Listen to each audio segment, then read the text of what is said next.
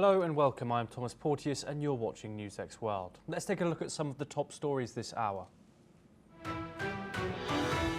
US President Trump signals that he may impose tariffs on China similar to those on India over Russian oil imports, despite talks with trading partners. India called yesterday's move extremely unfortunate as the US promised sanctions on Russia's trading partners.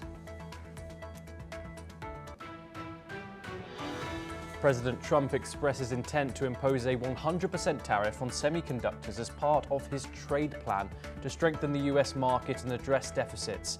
This comes as uncertainty looms over the industry.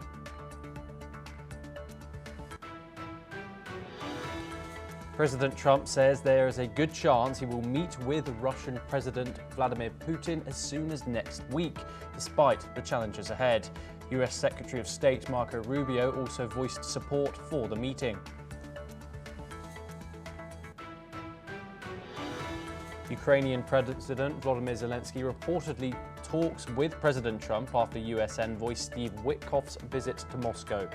NATO leaders also weighed in, with officials from the UK, Germany and Finland joining the call.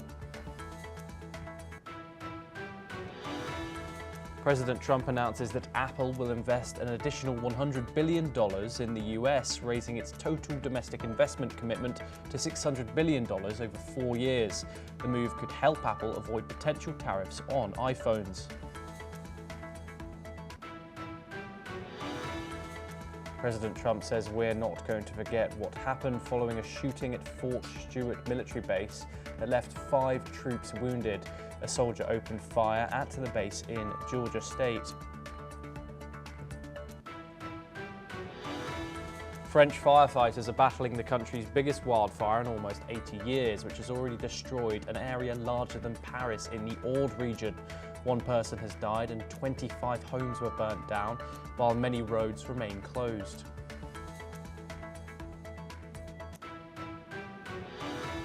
Lawyers for former Brazilian President Jair Bolsonaro have appealed his house arrest order issued earlier this week by the Supreme Court Justice Alexandra de Moraes.